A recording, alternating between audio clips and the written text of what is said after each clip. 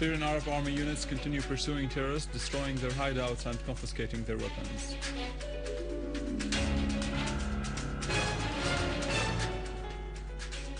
And Russia affirms that the Syrian opposition fighters involve terrorist members from al-Qaeda.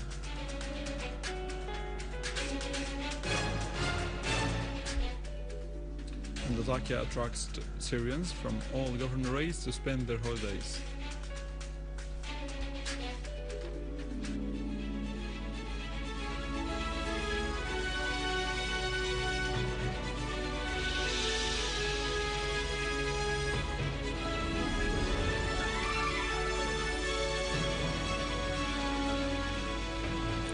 Good afternoon. As part of the media war against Syria, the misleading sites created a fake email titled sana@sana.sy and sent false and fabricated news to some media websites in Syria on the issuance of a presidential decree to dismiss Vice President Farouk al-Shara after he escaped abroad.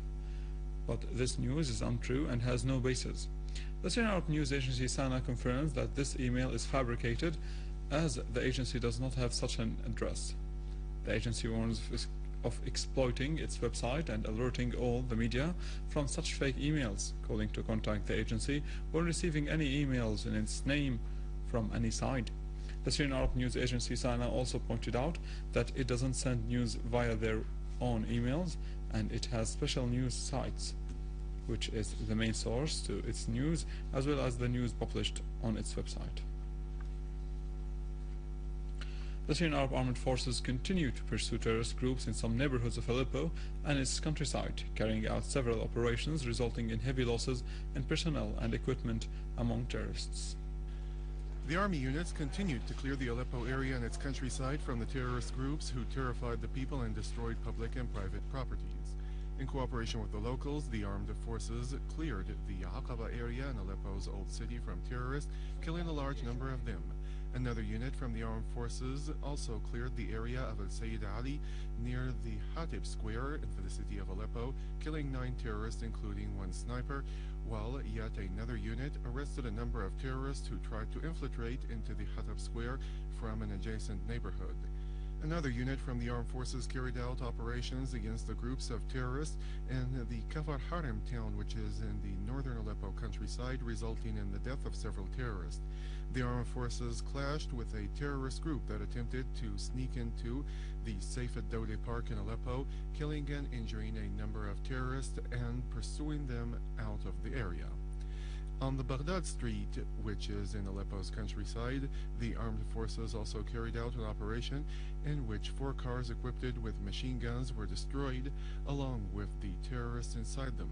A source in the city said that the armed forces carried out qualitative operations in which they destroyed 40 cars of the terrorists that were equipped with machine guns.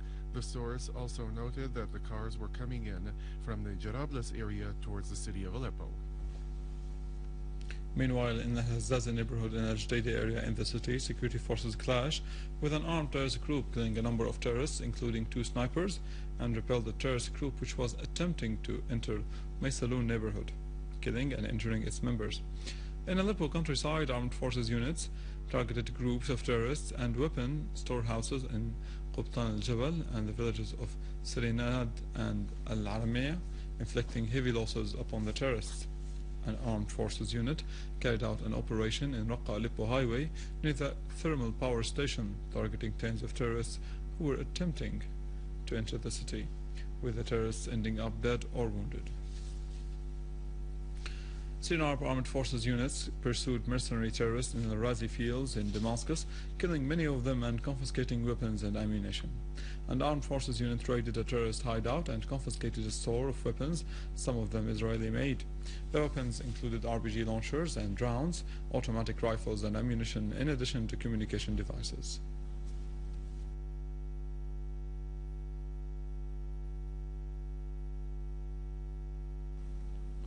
While in Daraya and Damascus countryside, an armed forces unit delivered a crippling blow to terrorists who were terrorizing locals and committing vandalism. The army unit killed many terrorists, destroying their cars and vehicles, which were equipped with Dushka machine guns, and confiscating a large amount of weapons, including 3 mortar launchers, in addition to arresting a large number of terrorists, some of them non-Syrians.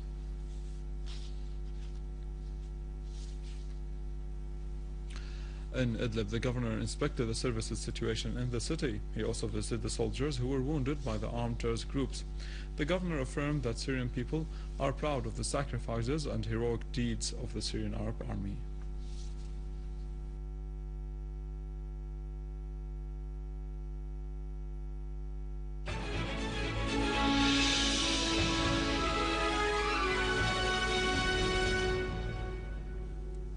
India affirmed its rejection of any foreign interference of Syria's internal affairs, referring to the necessity of finding a peaceful solution of the crisis in it to put an end to violence and start negotiations with the participation of all parties. The Undersecretary of the Indian Foreign Ministry, Ranjan Mathai, said in a press conference he held this morning that India adopts Kofi Annan's 6-point plan to resolve the crisis in Syria. Russian Deputy Foreign Minister Gennady Gatilov stressed the necessity that all external parties and players concerned with the current situation in Syria practice every possible influence to avoid the dangers of letting things go out of control. In a statement, Gatilov said, letting things go out of control would have serious repercussions not only on Syria but also on the entire region. He warned that the Syrian opposition comprises within its ranks terrorist members, including those from al-Qaeda. The Russian Deputy Foreign Minister added that everybody knows very well about the existence of terrorist members, including members of al-Qaeda, among the Syrian opposition's ranks.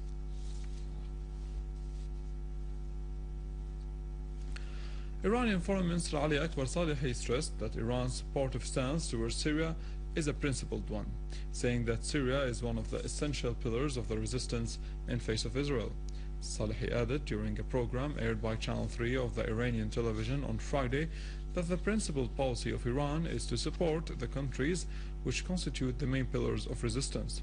He pointed out that Iran will present a project for resolving the crisis in Syria at the upcoming summit of the non-aligned movement due to be held next week in Tehran, saying, "The project is based on acceptable, reasonable and logical foundations that make it hard to oppose." Iran's foreign minister highlighted the acceptance of a large part of Syrian opposition to hold dialogue with the Syrian government in Tehran, expressing hope for hosting such dialogue after the scheduled summit. He noted that Iran is making contacts with Egypt with regard to holding this dialogue. Salehi said that his country held deliberations on Syria during the conference of the Organization of Islamic Cooperation, which was recently held in the Saudi city of Mecca.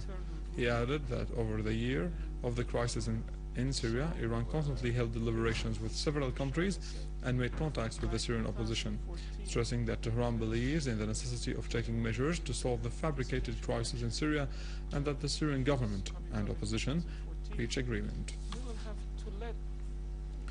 Salehi discussed in a telephone call with his Egyptian counterpart Mohammed Kamil Amr the developments in the situation in Syria.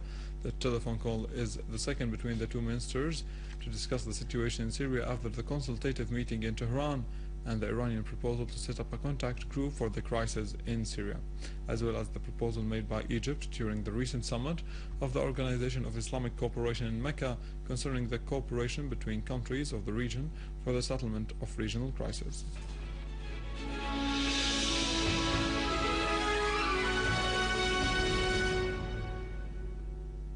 Latakia, the jewel of the Syrian coast that attracts Syrians from all provinces to spend summer holidays and enjoy the breathtaking landscape, the purity of the sea, the green of the mountains. More in the following. Latakia came into existence as a city since the Canaanite era. Latakia, as we know it nowadays, is part of a Gary dating back to the 5th century BC. Archaeological excavations recorded that the city dates back to the 7th century BC by the names Paramuta or Ameta. The city's name was mentioned in documents discovered in Tel Amran site. Later it was called Latakia of the Arabs when it was conquered by the Arab Muslims to distinguish between it and other cities that bear the same name. Many important archaeological ruins have been discovered in the city, showing that the Neanderthal man lived in the area from 100,000 to 35,000 years BC. Latakia, with its deeply rooted history and its breathtaking landscape, will remain the land of peace that welcomes all its visitors.